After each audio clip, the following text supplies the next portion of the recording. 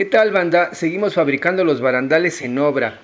Este tubito va en el extremo del pasamanos, pegado a la pared, en donde va a haber una placa atornillada y taqueteada al muro. Pero para hacer todo con precisión, bueno, primero vamos a soldar el cabo o el rabito al extremo del pasamanos, que es precisamente la acción que vamos a hacer ahorita. Como no tengo un torno para centrarlo entre puntos y que me quede perfectamente bien alineado, utilizamos la técnica del a ojo de buen cubero. Entonces lo presentamos, le ponemos unos puntos y checamos que esté derechito. Vamos poniendo puntos y lo vamos girando y confirmamos que siga derecho, ya que la soldadura cuando se contrae jala. Entonces vamos a dar unas 2 vueltas dando puntos hasta casi cerrarlo por completo.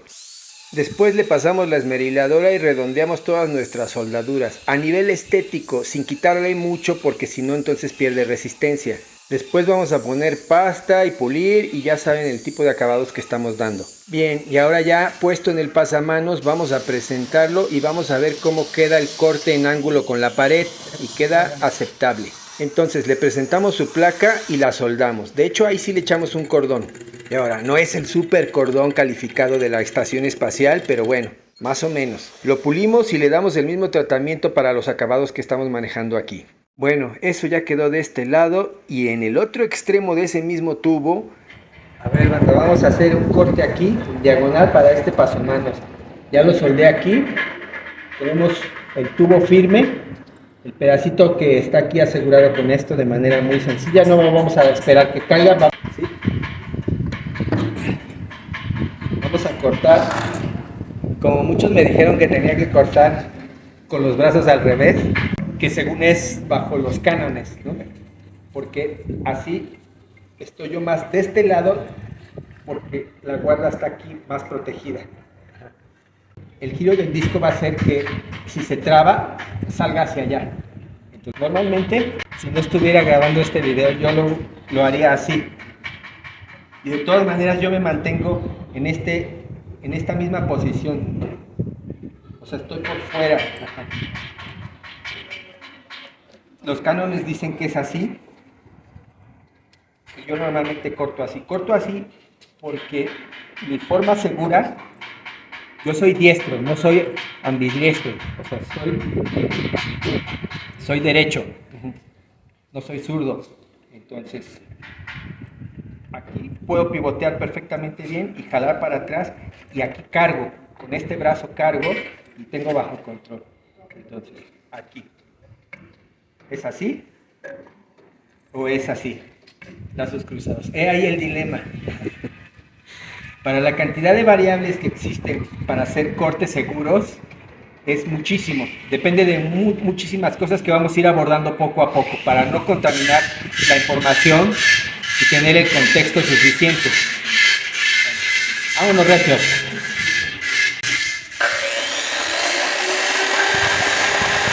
Ahora, aquí se viene otra polémica, el sentido del giro del disco con respecto al punto de ataque del corte, es decir, en donde aquí el giro avienta las chispas hacia mi cuerpo. A ver, lo primero que hay que entender es de quien te tienes que proteger es del disco que se rompe. Esto en primer lugar. En segundo lugar, del disco que se rompe enfrente de ti, es decir, que pudiera pegarle los pedazos a los que están enfrente de ti. Y en tercer lugar, te proteges de las chispitas. Ahora, aquí les voy a explicar por qué usé ese sentido de giro, aunque las chispitas se me vayan a mí.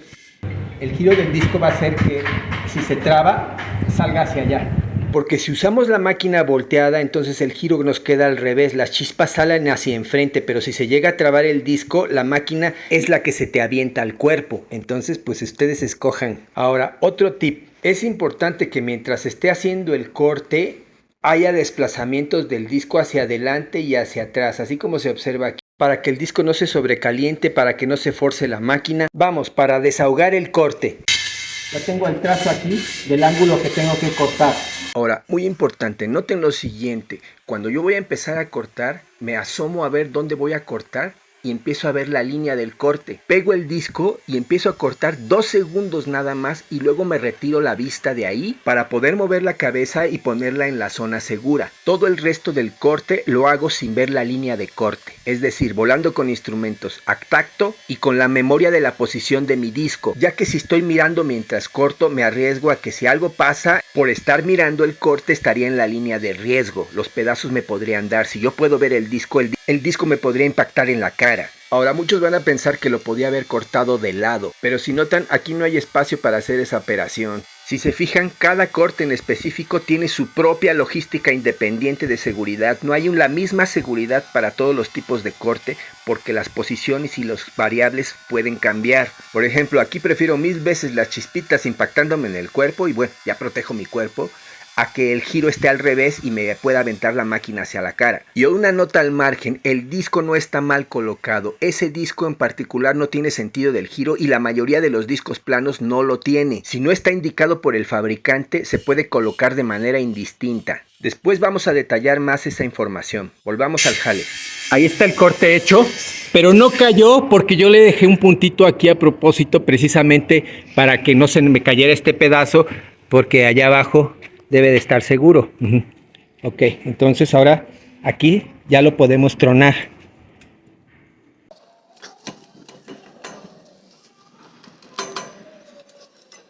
Vamos a esmerilar esto, dejar libre el corte para empatar el otro pedazo. Ahora noten que para hacer los detalles ya vamos a usar un esmeril chiquito que se manipula muchísimo más fácil y para esta situación acomodaba perfecto.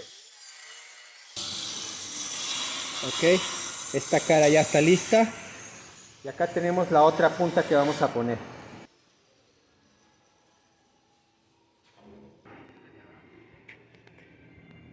Pues aquí queda nuestro corte, aquí queda tantito abierto. En teoría no hay problema, podríamos rellenar con soldadura esta abertura más que ajustar el corte. Sin embargo, aquí es donde la precisión es todo un relajo, ya que hay muchas variables aquí que controlar.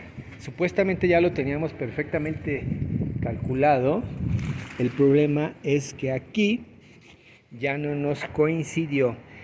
Este corte recto debe estar a la mitad de este círculo para que el vértice del pasamanos que va a dar vuelta para allá esté justo aquí. ¿Qué pasa? Nos quedó así cortito. ¿Qué opción tenemos? ¿Volver a cortar otro tubo? ¿O hacerlo crecer? Pues al final sustituimos el tramo completo porque el otro quedaba corto. Entonces, bueno, nada más que la precisión aquí ya no nos dio igual. No importa, aquí le vamos a rellenar con soldadura. Antes de que entren en paranoia, eso es algo que se puede hacer. Hay una técnica, pero no se las voy a mostrar porque es secreta. Me la pasaron los astronautas de la estación espacial. Y acá, sí, ya tenemos justo a la mitad, en donde se desplanta el otro tubo que va para allá y comparte mitad y mitad para que el vértice del pasamanos sea exactamente el centro de este pedestal.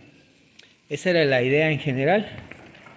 Y bueno, entonces detallito aquí, vamos a arreglarlo sin problema. ¿Qué onda? Ay, güey, hasta a mí me salpicó. A ver, banda, entonces, lo que les decía, esto lo podemos rellenar con soldadura. Parece una locura, pero sí se puede. Lo que tenemos que hacer es pegar nuestro cordón siempre en línea continua. Y de hecho no va a ser cordón, va a ser un puntito aquí. Medio segundo y echamos el otro, medio segundo y echamos el otro, medio segundo y echamos el otro. Si pasa más de un segundo, entonces se enfrió demasiado y entonces se pierde la cadencia que tiene el calor. Es una cuestión de metalurgia que ya me la explicaron y me voy a tardar mucho en explicársela, pero la técnica es así: medio segundo y punto, medio segundo y punto, siempre anclado del punto anterior, Si yo lo hago aquí, se me va a vaciar. De todas maneras, esa sería la forma. Ahora, el ángulo del electrodo un poco hacia arribita. Imaginen que el electrodo avienta un flujo como si fuera un chorro de una manguera. Entonces, si soldamos así, vamos a aventar nuestro propio punto hacia abajo, hacia donde no tiene agarre, porque está vacío.